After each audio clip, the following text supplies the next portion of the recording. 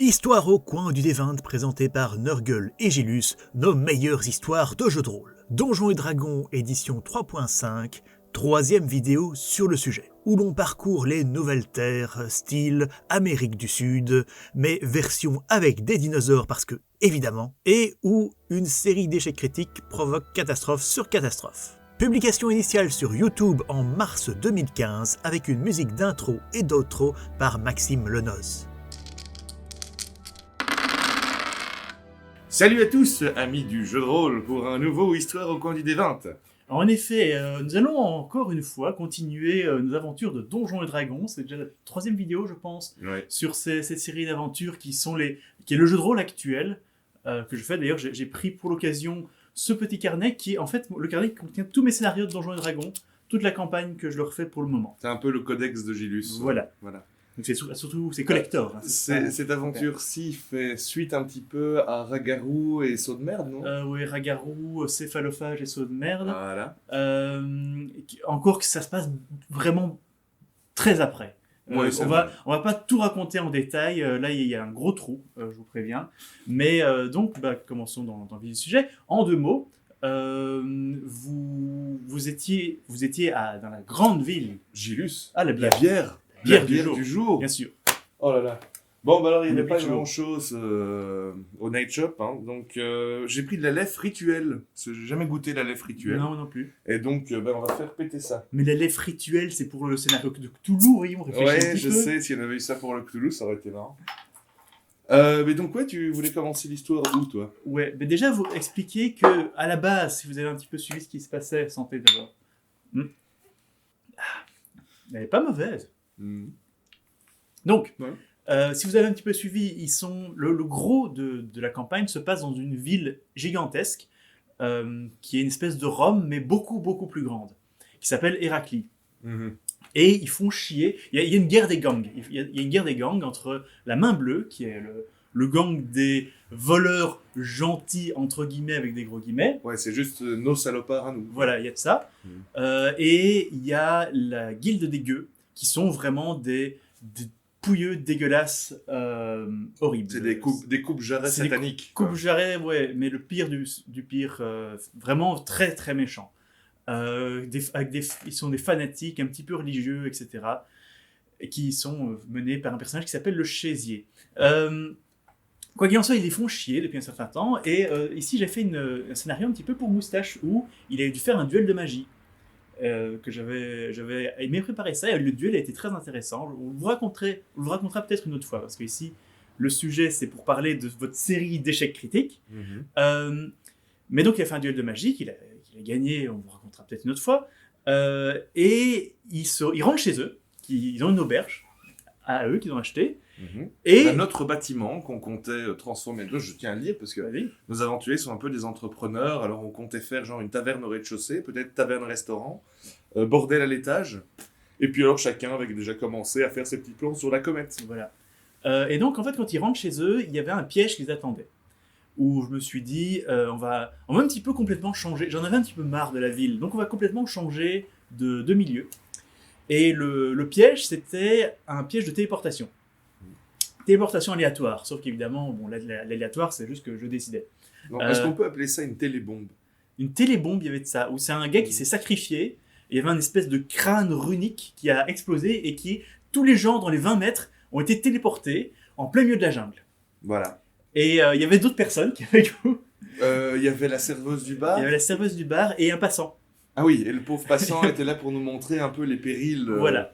Parce que ce que je voulais aussi leur montrer, c'est vous êtes... À ce moment-là, vous étiez niveau 6 environ. Vous étiez de l'ordre de niveau 6. Et je voulais les amener dans l'un des endroits les plus dangereux du monde. En gros, c'est vraiment comme dans un MMO, quand tu veux traverser un endroit qui n'est pas de ton niveau et tu vois tous les noms sont rouges. Oui, c'est vraiment ça. C'est plus ou moins ça.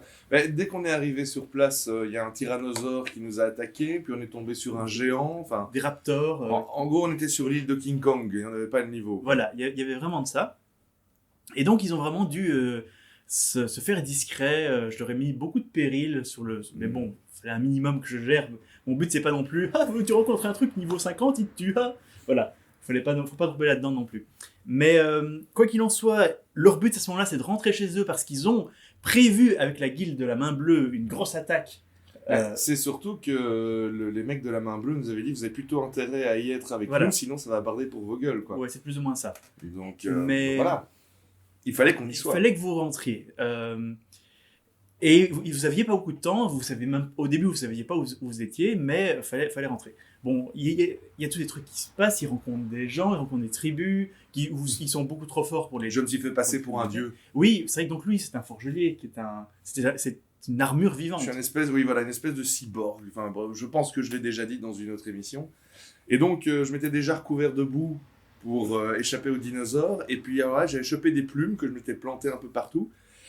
Et ils m'ont pris pour un dieu. Alors, c'était assez marrant. Bon, évidemment, c'était des pauvres bouga-bouga. Ils pouvaient pas faire grand-chose pour nous. Ouais. Mais c'est toujours marrant de se faire traiter comme un dieu, quoi. Voilà. Et donc ils arrivent à rencontrer un serpent à plumes qui est gentil en fait. Qui, lui, est le vrai dieu. Ouais. Qui n'a pas été impressionné par mes plumes. Non, pas du tout. Non. Et qui vous a dit qu'il allait vous aider à rentrer à condition que vous régliez un petit problème. Parce que le point central de ma campagne, et ça les joueurs le savent, je le cache pas, ce sont les flageurs mentaux. Et donc les flageurs mentaux, ce sont des... Je réexplique ce qui a déjà été dit dans une précédente vidéo, mais bon, on sait jamais. Ce sont des espèces d'êtres extrêmement puissants psychiquement, avec une tête de poulpe qui bouffe des cerveaux. Tu n'as plus le droit de dire le mot poulpe. Juste après l'émission sur Cthulhu, tu ne peux pas. C'est interdit. Et donc, je voulais les remettre un petit peu sur les flageurs mentaux, leur montrer une perspective beaucoup plus grande de ce qu'ils avaient déjà vu, des petits cultes avec un flageur mental qui pouvaient même pas combattre à l'époque. Ici, vous arrivez tout doucement à un niveau où un flageur mental, vous pouviez éventuellement essayer de le combattre. Ben oui. Mais c'était pas évident. Je le savais, moi le joueur je le savais, puisque mon personnage précédent, Ragnar le barbare, a été tué en un coup, en un croc, Il t'a bouffé le cerveau. par un flageoleur mental. Mais après, vous avez eu l'occasion d'en rencontrer un qui vous a quand même bien fait chier. Il a commencé à posséder certaines personnes, à paralyser plein Mais le d'autres. truc c'est qu'ils sont casse-couilles, hein. Je Ah, préférais ils que sont- tu nous mettes Oh. des ogres ou des trucs comme ça. Je me suis beaucoup amusé avec les méchants de cette partie parce que donc il y avait un culte. Enfin, les flageurs mentaux fabriquaient, c'était allié. En fait, plutôt, ils avaient un petit peu en esclavage des Yanti. Et les Yanti, c'est quoi? Ce sont sont les Illuminati, les Yanti. Ce sont des hommes serpents. C'est les reptiliens. Ouais, ce sont des reptiliens qui ont apparence humaine, qui peuvent changer d'apparence et tout, et qui infiltrent les sociétés pour les bousiller de l'intérieur. C'est ça. Et donc là, il y avait une culture. Ils se sont retrouvés dans une espèce de culture un petit peu méso-américaine, mais où les Yanti avaient chopé plein d'esclaves dans les tribus environnantes. C'est pour ça que le serpent à plume leur demandait leur aide. Et au-dessus d'eux, il y avait encore les flageurs mentaux, mais il n'y avait pas tellement parce qu'ils fabriquaient une immense. Ils étaient dans une immense pyramide et ils fabriquaient 4 pyramides autour qui étaient des relais psychiques pour que l'entité, le cerveau central des flageurs mentaux, étende ses pouvoirs psychiques. On s'est assez vite rendu compte qu'on était dans une bérésina un petit peu qui nous dépassait parce que tout était un peu trop puissant pour nous. Ouais. Et donc, ce que tu as fait, c'est qu'il y avait un autre groupe d'aventuriers plus puissants qui, quand même, nous laissait les aider. Voilà. Puis nous, on les aimait pas trop parce qu'entre groupes d'aventuriers, surtout s'ils sont plus puissants, on n'aime pas. Quoi. C'est fou ça. Ça, c'est vraiment marrant. Dans une précédente partie, vous avez déjà fait le coup, je vous avais fait rencontrer, c'était le groupe du renard d'argent. Ouais. Et directement, vous avez détesté. Avec ce connard de nain. Mais non, mais c'est normal. Et ils n'étaient pas méchants, mais c'est juste que Non. comme ils avaient la même mission que vous. Mais bien sûr, mais c'est tout à fait freudien. Il faut pas qu'on ait on veut pas avoir de concurrence, tu vois. Voilà. C'est oedipien. Et donc, mais oui, ici, je vous ai fait rencontrer les tueurs d'Illithides, parce que les Illithides sont les flageurs mentaux, c'est un synonyme. Et les tueurs d'Illithides, c'est ce que vous ferez quand vous serez niveau 15-20. Et je vous ai fait rencontrer comme ça les tueurs d'Illithides. Et c'est vrai que c'est un peu frustrant pour vous parce que j'ai utilisé un Deus Ex Machina, c'est-à-dire que je les ai mis dans une rencontre trop difficile pour eux. Ils ont commencé à se faire buter, et là, ils ont été sauvés. Je sais que c'est pas toujours marrant, mais c'était... Par d'autres aventuriers. Bon, on passe directement à la vallée des morts, là, quoi. Ouais, alors ça c'était déjà après la vallée des morts, mais donc il devait... Oui, voilà, ça c'est le premier truc un petit peu bizarre qui s'est passé. Le serpent à plumes leur dit, voilà, il y a quelqu'un un jour qui était... C'était un nécromancien en fait, qui était venu observer les morts d'une immense vallée. C'est un cercle où où ne peuvent pas sortir les morts vivants qui sont à l'intérieur et qui mangent tout. C'est la vallée des morts affamés. Et donc c'est un endroit qui fait, je sais plus, faudrait que je regarde mon plan, mais qui fait genre 5 km de diamètre. 5 km. Quelque chose comme ça. 5 km de diamètre, où il y a des centaines et des centaines de ghouls, de blêmes, de nécrophages. Et aussi quelques, je sais plus comment ça s'appelle, Les bouffis bouffons. Les espèces de, en fait je crois que c'est Spirit of Hunger dans mon bouquin. Ce sont des nécromanciens, des morts-vivants qui ne vivent que pour manger. Et sont des énormes, un petit peu démons de leur gueule en fait. Dégueulasse. Qui eux sont genre niveau 20. Donc vous aviez aucune chance. Mais ce que vous deviez faire, c'est que voilà, vous pouviez pas rentrer, vous approchez de la pyramide parce que la sécurité était trop importante, mais il y a un endroit où il n'y a pas de sécurité, c'est la vallée des morts affamés, mais vous pouviez la traverser parce que vous aviez des potions d'invisibilité aux morts vivants qu'on ne voulait pas utiliser, voilà, évidemment. Que vous avez trouvé sur le corps du nécromancien qui était venu observer et qui était quand même mort. Et donc on se retrouve aux abords de cette vallée et on se dit directement ouais mais on va pas utiliser ces potions d'invisibilité aux morts vivants, ça va être bien pratique plus tard, on va pas les utiliser. Je précise, j'avais fait tout un calcul en disant ok, selon la vitesse de déplacement des uns et des autres, parce qu'il y avait des gens qui portaient des armures, donc ils se déplaçaient moins vite. Il y a des gens qui étaient des hobbits, qui courent moins vite. Et j'avais calculé donc combien de réussites vous devez faire à des jets, faire des jets de peur, faire des jets d'athlétisme, des trucs comme ça. En gros, c'était se baser sur des jets de dés, sur notre chance. Or, comme nous sommes des aventuriers supérieurs, nous ne comptons pas sur notre chance. Nous comptons sur le chaos. Moi, vu que je joue un espèce de ninja, je me déplace très très vite. On s'est dit, bon, on va l'envoyer en éclaireur et puis on va voir ce qui se passe de l'autre côté. Donc, j'ai quand même pris ma potion d'invisibilité aux morts vivants, j'ai fait un aller. Et puis, je me suis dit, je vais rester là-bas, je vais les attendre. Déjà, tu avais vu tout ce qu'il y avait sur le chemin. Et j'avais vu tout ce qu'il y avait sur le chemin, machin. Et je sais plus très bien qui et comment... Il y avait la mouche. Il y avait la mouche. C'était sur le corps du nécromancien. Mais alors, le truc, c'est que c'est un objet magique que je voulais leur donner, mais que j'ai prévu qu'ils ne sachent pas utiliser parce que je savais il fallait identifier l'objet magique pour pouvoir l'utiliser. Et je savais que le magicien n'avait pas d'ingrédients pour lancer son sort d'identification. Et donc, je ne me regarde pas, je ne sais plus comment il a fait pour identifier. J'avais prévu qu'il ne puisse pas l'utiliser. Le truc, c'est qu'il avait un parchemin d'identification que je n'avais pas vu. Et forcément, il l'utilise. C'est une statuette de mouche. Déjà, une statuette de mouche un peu bizarre. Et en fait, il apprend donc que c'est en disant le mot magique, et je crois que je l'ai dit genre Zimzam Zabalam. Zimzam Zumbalam, si je me souviens bien. Ou quelque chose comme ça. En fait, ça devient une mouche géante de la taille d'un poney, sur laquelle on peut monter et qui vole. Et je ne sais pas si tu me l'avais dit à ce moment-là, et qui obéit à la personne qui a prononcé la formule. Tout à fait. Notre ami le Hobbit se dit, merde, il est passé où le ninja ? Je vais quand même faire le truc. Et alors, zim, zoom, zoom, balam, il monte sur sa mouche, bon. Il survole la vallée des morts avec sa mouche. Il arrive à côté de moi, qui était caché de l'autre côté de la vallée. Et il dit, tout le monde va faire comme ça, hein, donc mouche, retourne de l'autre côté. La mouche retourne de l'autre côté. Et parfois nos plans ne marchent pas bien. Oui. Puisque la mouche n'obéit qu'à la personne qui a prononcé la formule. Voilà. Donc il se retrouve, adada, sur une putain de mouche géante de la taille d'un poney qui bouge plus.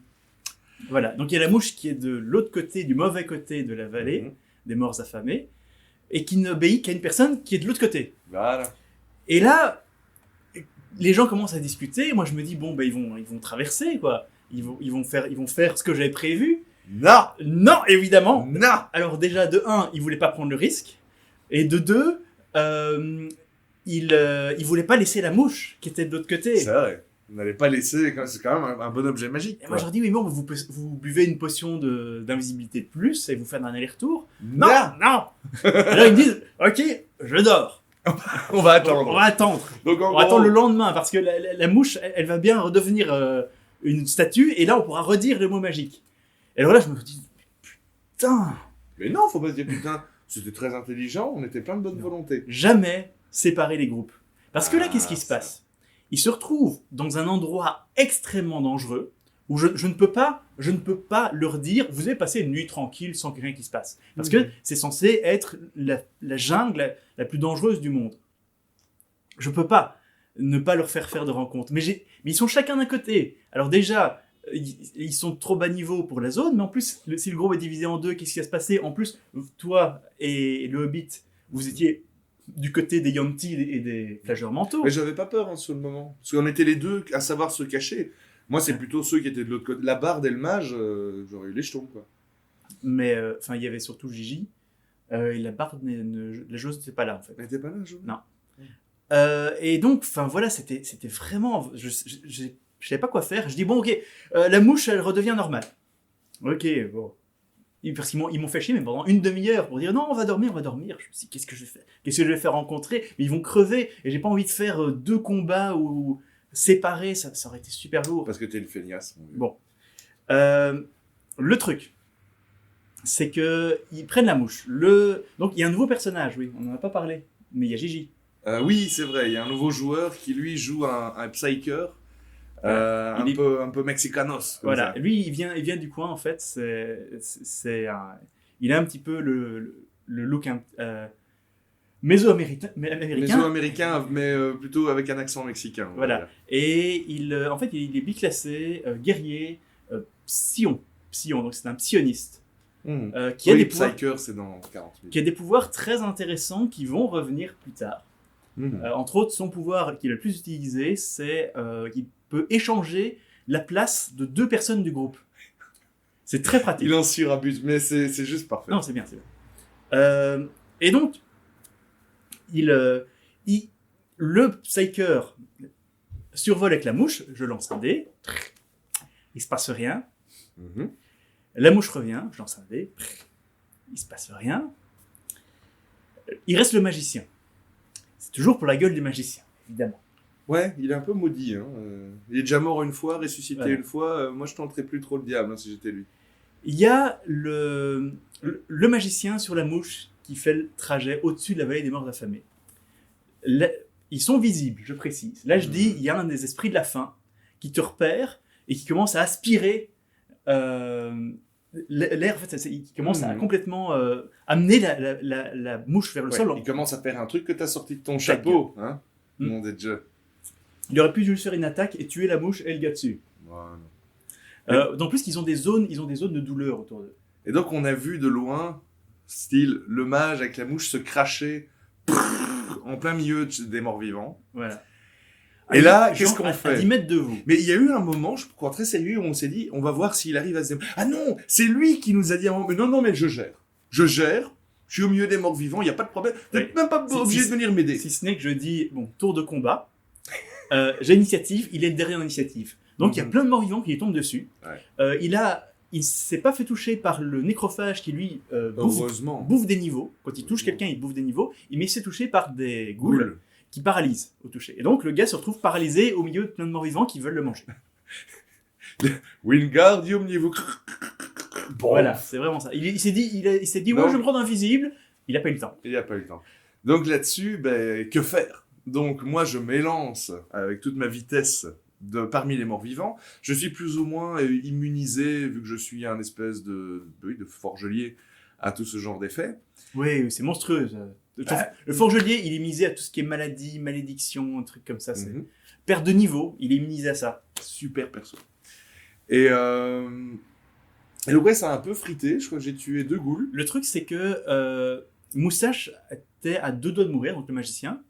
Il était à 2 doigts de mourir et le Psyker, le psion, a échangé sa place avec lui. Ouais. Parce que lui, c'est un guerrier psioniste avec une armure lourde. En fait, je précise, il n'est pas de la classe, parce qu'il y a la classe guerrier psioniste. Il est multiclassé, guerrier psion. Et donc, il échange sa place et commence à se prendre des coups, mais il résiste relativement bien. Ouais, il a bien fait son truc. Je sais plus s'il y a encore un coup d'éclat avant la fin de ce combat. Pas vraiment, vous en êtes On sortis, a c'était pas frité, évident. on a buté les morts vivants et on s'est tous retrouvés sur la bonne rive. Il y a quelqu'un qui est sorti juste pour récupérer la statuette de la mouche et qui s'est cassé. Parce que donc, les morts vivants étaient coincés dans un cercle Dans la vallée, ils ne pouvaient pas en sortir. Et donc, ils ont réussi quand même à buter quelques morts vivants. J'ai dit, il y en a plein, il y en a des centaines qui arrivent vers vous. Mais là, à la base, ils en combattaient que 4-5. Ils s'en sont bien tirés et ils se sont barrés.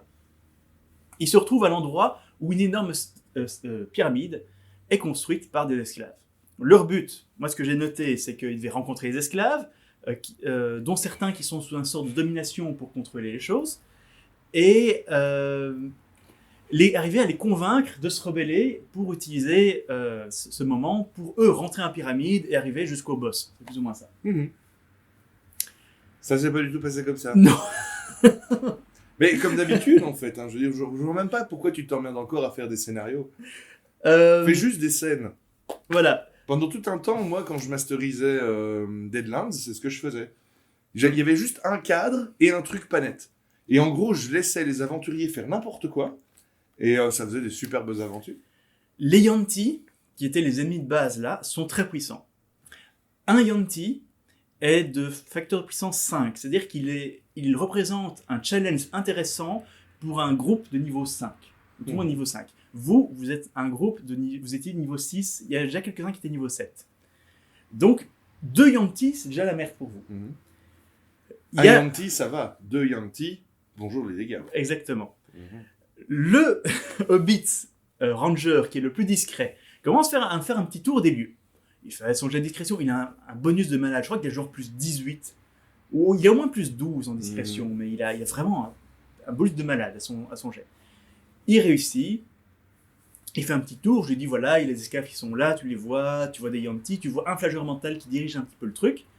Maintenant tu rentres, ok, refais-moi un petit jet de discrétion, mais tu connais un petit peu mieux les lieux, donc tu as un bonus. 1. Échec critique. Relance. 1. Ok. Confirmation de l'échec critique. Le truc, c'est que il se retrouve face à un Yuan-ti qui lui lance un charme personne. Je dis, bon, je vais quand même dire, bon, t'étais en train de retourner vers les lieux, les autres, faites-moi un jet de perception. Ok, réussi, c'est bon, vous voyez ce qui s'est passé, vous voyez que Lupercal s'est retrouvé face à un Yuan-ti, et là ils sont en train de discuter, il y a quelque chose qui ne va pas. Donc, vous allez l'aider, vous allez le combattre, et je disais tout à l'heure que c'était intéressant parce que les Yuan-ti et les flageurs mentaux ont plein de pouvoirs.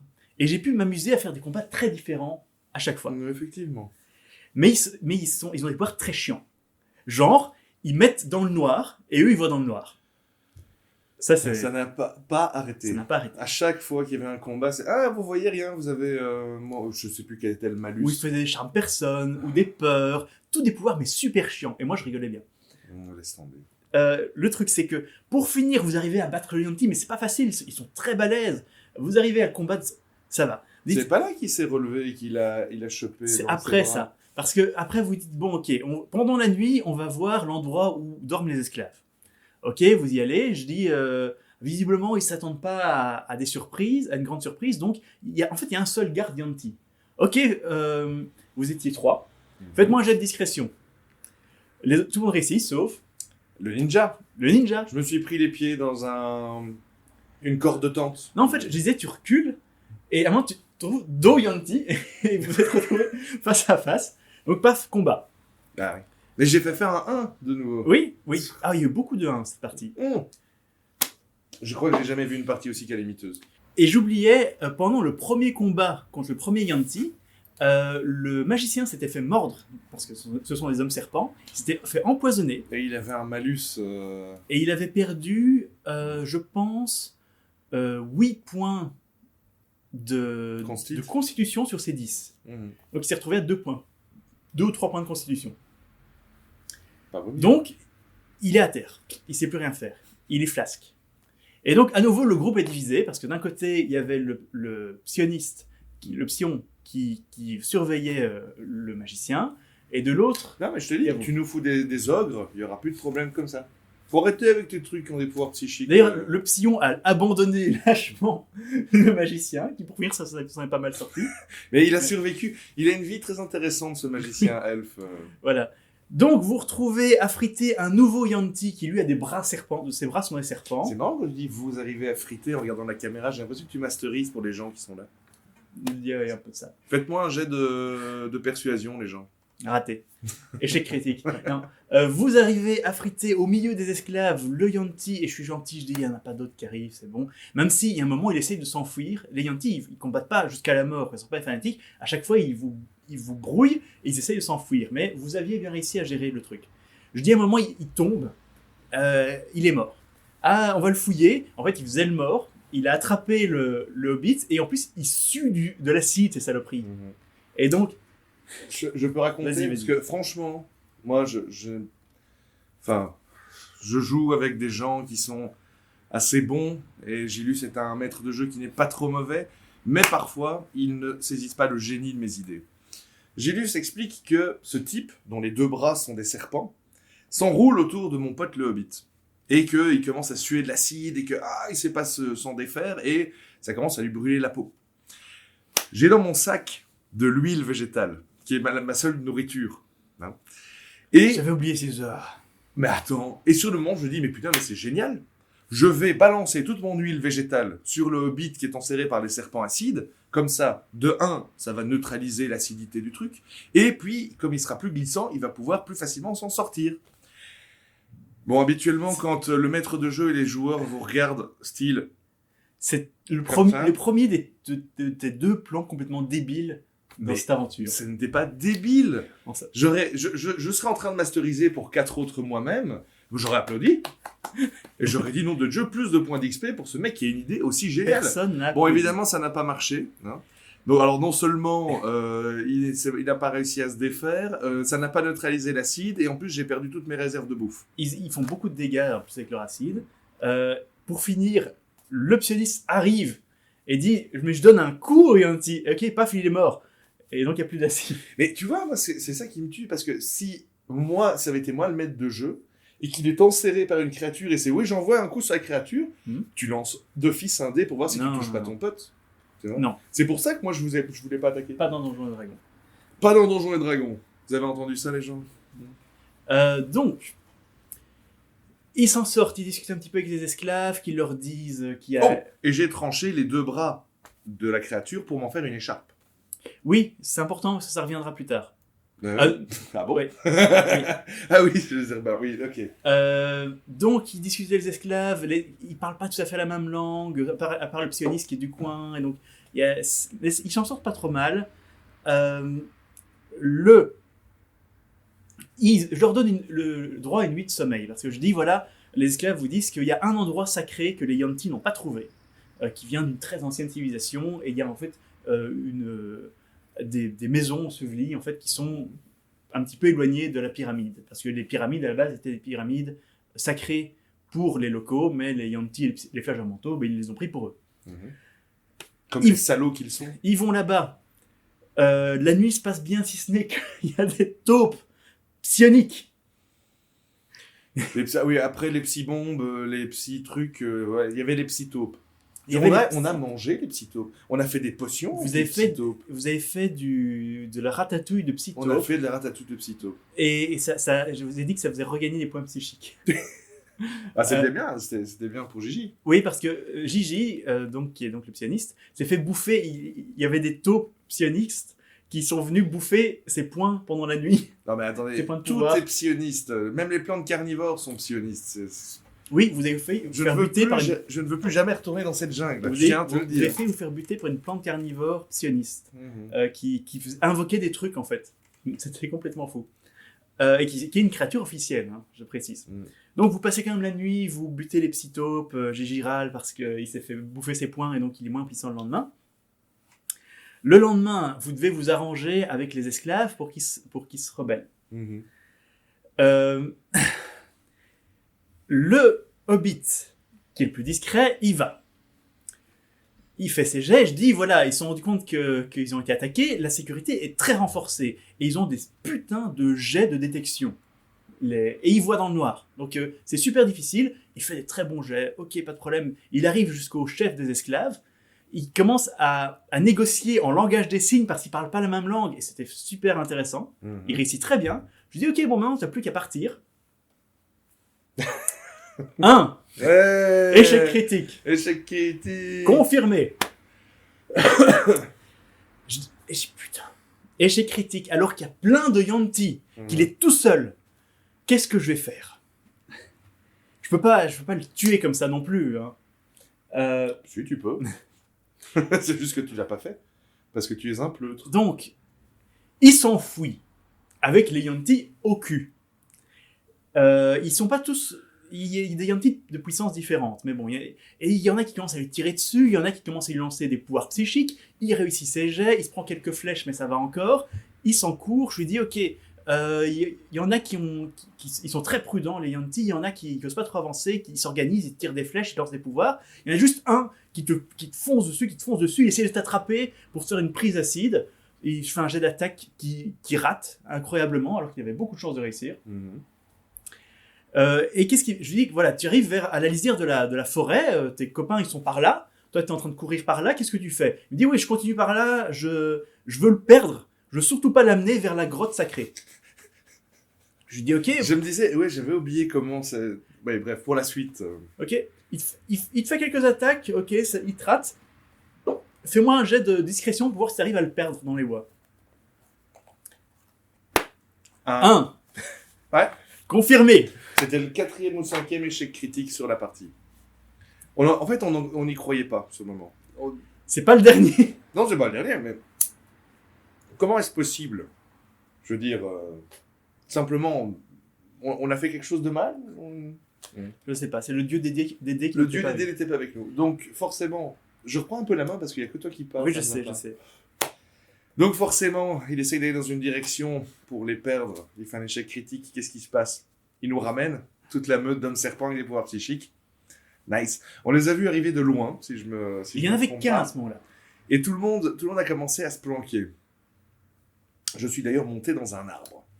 Mais moi, dans mon souvenir, il y avait toute une meute de ces pays. Mais pas encore. Après. On a essayé de les buter. Mais ici, j'ai dit, voilà, pour l'an, il y en a un, il faut que vous avez autant de tours pour l'avoir avant que les autres arrivent et faire quelque chose. Et c'est à ce moment-là que j'ai commencé à faire des jumps dans les arbres. Pas encore.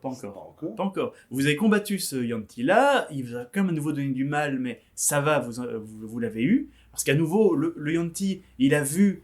et en plus, voilà, le truc, c'est qu'il y avait la grotte sacrée qui était importante. Et je dis, il vous voit sortir de la grotte sacrée. La grotte sacrée. Donc, il sait où c'est maintenant, il essaie de se casser. Donc, toi, comme tu cours vite, tu cours après. Vous commencez à le combattre. Il fait une zone de noir, il essaie de se casser, vous le rattrapez. Pour finir, ils arrivent à l'avoir. C'était assez intéressant comme combat. Mais, une fois qu'il est mort, les autres arrivent. Je tiens quand même à dire qu'on en a buté quelques-uns de tes trucs soi-disant super bourrins. Un à la fois. Oui, bien sûr. Je vous ai fait aussi des rencontres que vous aviez une chance de gagner. Forcément. C'est vrai, tu fais des choses comme ça, toi? Donc, tout le monde se planque. Il y a le groupe de Yuan-ti qui arrive. Tu vois le corps de leur ami. Déjà, il y avait ton plan. Ah oui, mais c'est là que tu avais ton plan. Mais oui. Vas-y. Mais c'était... Je sais plus dans quel ordre j'ai tenté. À un moment, je me suis dit... Ton histoire de feu Grégoire. Bon, on a... Moi, j'avais pas compris que c'était une grotte sacrée. Je me disais que c'était juste l'endroit où on se planquait. Je me suis dit, bon, ils sont 4-5. La grotte, l'entrée de la grotte, il faut se faufiler entre deux racines d'arbres. C'est pas vraiment facile. Donc, on va les attirer dans la grotte. Et on va les enfumer. On va bloquer le truc. J'avais avec moi des espèces de cocktails Molotov. Mais visiblement, ces cocktails Molotov ne sont pas tels que je les imagine. Hein, puisque c'est un prouch. Tu ferais plus de mal avec une bombe d'axe et un briquet. Ce sont des hommes serpents. Pour se faufiler, il n'y a pas trop de problème. Et je précise aussi les Yuan-ti. Un homme normal va avoir 10 en intelligence. Les grands magiciens vont avoir 18 en intelligence. Un Yuan-ti de base, il a 20. Bah, ça les empêche pas de s'asphyxier dans une grotte pleine de fumée. Ils sont pas cons. Donc, en gros, ils sont pas des orques. Pour la deuxième fois dans la séance, je dis ouais, alors on va les attirer à l'intérieur de la grotte, et puis quand ils sont tous dedans, clac, je pète mon feu grégeois, et hop, ils sont tous... Et puis s'ils essayent de sortir, boum, on les décapite à la sortie. Pour la deuxième fois de la partie, tout le monde se tourne vers moi en faisant... Et alors, ce que j'aime bien, c'est que tu avais dit avant, oui mais tout le monde se planque, je gère tout. Ah bah ouais, bah forcément. Mon plan était parfait. Là, je te rappelle que le feu grégeois ne fait que 1 des 6 points de dégâts. Mais on s'en fout qu'il fait un des 6 points de dégâts, il brûle. Mais oui, mais ils ont genre 50 points de vie. Même si je leur dis qu'ils perdent un des 6 partout. Le but, c'était de les enfumer. Mais ils vont sortir. Enfin bon, bref, toujours est-il qu'on me fait comprendre dans Que le mon plan oreillette marchera pas. que le plan marchera pas. Donc je me dis, ok, on va faire comme ça.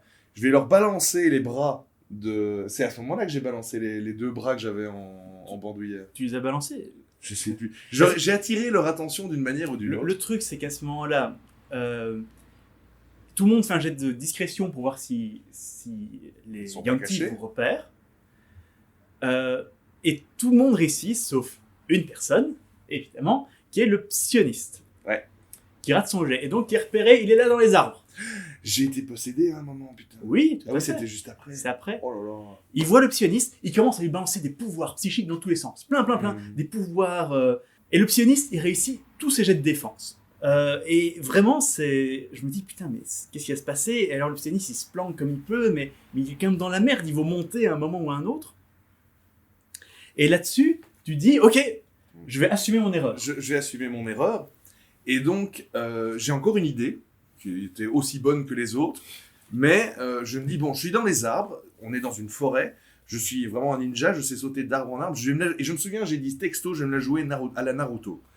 Donc, je leur fais, oh, bande d'enculés! Et ils se retournent tous vers moi, petit coup, il y a des trucs qui volent, et puis je me dis, bon, bah, maintenant, je vais les Et trimballer. le truc, c'est que tu avais échangé ta place avec le psioniste. Ouais. Il a utilisé son Et- pouvoir pour changer la place. Et je me dis, bon, maintenant, je vais les trimballer dans la forêt. Je vais 10 fois plus vite qu'eux. Je vais leur faire, ouh, hop, et puis je me barre. Pour une fois, tout le monde ne me regarde pas à l'air. Non, ça a l'air d'être une idée que tout le monde trouve bien. Donc j'ai dit, pas de problème. C'était dangereux, mais juste pour toi. Je jump d'arbre en arbre. Allez, fais-moi un jet de dex. 1. Un. Donc forcément, je fais une chute de 15 mètres. Et je tombe comme une merde en face de tous les méchants. Tu peux plein de dégâts. J'ai fait plein de dégâts. Là-dessus, chaque Yanti, il y en avait 5, lance charme personne. J'aime personne. Je lui ai dit, fais-moi 5 jets de volonté. Ouais. J'en ai raté qu'un. Et t'en as raté qu'un. Ouais. Mais un, c'était déjà trop. Donc, forcément, après un charme personne, je suis envoûté et je considère les méchants comme mes meilleurs amis. Et donc là-dessus, je me souviens, j'étais très inspiré, où je me disais, bon, je vais essayer de contrer ça. Je peux très bien considérer que les Yantis sont des amis, mais mes anciens amis sont mes amis aussi. Donc, je vais essayer de maintenir la paix au sein de la congrégation, on va dire. Mais quand même, il te pose des questions très précises. Qui est-ce qui vous a envoyé Est-ce qu'il y a d'autres personnes? Où est-ce qu'ils sont? Et tu commences à répondre, ah, oui, il y a d'autres personnes, ils sont là. que- Et c'est que normal. veux-tu C'est normal. C'est un charme personne Tu le joues, hein, je sais pas une critique. D'ailleurs, je précise au fait, j'aurais dû le dire au début, mais la lumière et les couleurs ici de la vidéo sont dégueulasses. Ouais, à fond, je suis rouge et t'es blanchâtre. Ouais, mais bon, on va faire avec. C'est comme c'est bizarre. On va doucement arriver au bout. Mm. Tu es charmé. Là, il y a une discussion. Je dis, il faut que vous trouviez une solution. Sinon, au moins l'un de vous va crever. Je le dis comme ça. Et l'un de vous, c'était toi. C'est bon, je m'en fous, je fais un druide la prochaine fois. Donc, Parce que c'est pas facile à gérer ce genre de situation pour un maître de jeu non plus. Faut pas être injuste, mais il faut pas être gentil non plus. Voilà, faut trouver un juste milieu. Ce que tu es en train de me dire, c'est que j'aurais été le seul à survivre. Non, je ne pense pas. Et donc, il commence à discuter de plans, mais complètement farfelus. Et à un moment, je leur mets un timer. Je dis voilà, vous avez 3 minutes pour me dire ce que vous faites. Après, c'est fini. Pour finir, en parlant de Naruto, il y a le Hobbit qui lance un fumigène à l'endroit où tu es. Il y a le psioniste qui échange ta place et celle du Hobbit. Ouais. Vu que le Hobbit c'est le plus discret, le Hobbit il se casse. Les Yantis sont un petit peu confus quand même. Pour une fois que c'était pas nous qui étions dans le pâté à cause de leur putain de pouvoir pour être dans le noir, c'était bien fait pour le. Il y a la barde qui contrôle, qui a un sort pour contrôler les cordes qui enroulent un des Yantis. Donc il commence. Allez, c'est un plan plutôt correct. Mais je dis bon, et je dis à Florian qui joue le Hobbit, Lupercal, qui est un Hobbit puceau, c'est une de ses caractéristiques. Le Hobbit puceau. Et à chaque fois qu'il manque de crever, il dit je suis Hobbit puceau. Pour un jour que tu lui mettes quand même une femme. Hein. Oui. Parce que là, maintenant, on est niveau combien? Vous êtes 7-8 maintenant. Ouais. Il faut qu'il fasse son dépucelage avant son niveau 10. Oui, Sinon, c'est pas une vie, quoi. C'est American Pie, le jeu de rôle. American Apple Pie. C'est le jeu de rôle avec des hobbits. Donc, oui, là-dessus, j'ai dit, si tu foires tes jets, cette fois t'es mort. Ils s'encourent avec les Yantis au cul, mais ils sont un petit peu confus parce qu'il y a la corde, il y a la fumée. Je dis ok, fais des jets, il réussit, il se planque. Il dit, je me dis, tu vis une scène un petit peu comme dans le Seigneur des Anneaux, quand les hobbits se mettent sous une racine d'arbre et qu'il y a les Nazgûl qui passent. C'est un petit peu ça qui s'est passé. Il me dit, je me planque pendant toute la nuit. Ok, vous étiez rentré, vous avez réussi à tuer les 2 Yuan-ti qui restaient, et sauf toi parce que tu n'as pas participé parce que tu étais charmé. Ben oui. Vous vous êtes foutu dans la grotte sacrée, et au bout d'un certain temps, le lendemain, après avoir passé une nuit complètement stressante, le Hobbit est revenu le lendemain matin. Et je crois que il était un peu moite, on va dire. Sinon, personne n'est mort à ce moment-là, parce qu'après il y a quelqu'un qui est mort. Mais qu'est-ce que vous avez fait comme putain de mauvais jet? Et aussi quelques mauvaises décisions. Non, c'est seulement de la malchance, toutes nos décisions sont bonnes. Alors je voulais juste, mon carnet je le prenais, je relisais juste quelques notes de l'aventure pour cette vidéo, et il y en a une qui m'a fait bien rire, tout seul. Je ne la connais pas non plus, donc... J'ai écrit ici, attention, vu que les événements ont changé suite aux échecs lamentables des PJ, la rencontre avec les esclaves ne peut pas mener maintenant à une rébellion. Et donc voilà, pour finir, ils s'en sont sortis. Nos échecs lamentables. Mais fais preuve d'un peu d'ouverture d'esprit, que diable. J'avais complètement oublié. On vous parlera peut-être du final une autre fois. Ça n'a pas beaucoup continué, beaucoup plus loin. Mais voilà, en fait, je voulais surtout parler cette suite d'échecs critiques qui était assez exceptionnelle. Assez monumentale, on va dire. Et je pense avoir été relativement gentil, bien que vous auriez pu crever. Vous auriez vraiment pu crever. Mais il y a un moment où je me suis dit, bon, je vais pas tous les... J'ai pas envie de tuer le groupe entier, quoi. Parce que si jamais il y avait 10 Yuan-ti qui débarquaient, c'était fini. Mais non, on leur aurait pété la gueule. On les aurait fait rentrer dans le trou et on les aurait enfumés comme des belettes. Mais voilà. Voilà. Donc oui. Votez pour savoir si il faut faire rentrer les méchants dans la grotte et les enfumer. J'attends tout votre bon sens là-dessus. Et Donc ne faites pas des 1. Oui, ne faites pas des 1, c'est mauvais les 1. Mais honnêtement, je trouve que le Psion, avec son pouvoir d'échanger les places, a très bien géré ça. Oui, à fond. Il a des bons pouvoirs. On a fini. C'est fini, je pense. Bon. Sur ce, on vous dit à la prochaine. Bye bye bye bye pour une prochaine Histoire du 20. On verra bien ce que c'est. Oh oui, à la prochaine, on va faire la toute première fois. Ah oui. Notre toute première partie de jeu de rôle. Les toutes premières fois. Donc on reprend, on redit. On va vous parler très franchement de notre première fois. Donc on vous dit à la prochaine. Bye bye bye bye. Histoire au coin du D20 est une émission Zone Geek. Pour en savoir plus, n'hésitez pas à trouver nos divers réseaux sociaux dans la description. Et si vous voulez nous aider à continuer ces vidéos, vous pouvez trouver un lien Tipeee, lui aussi, dans la description. Vivez bien, vivez avec passion.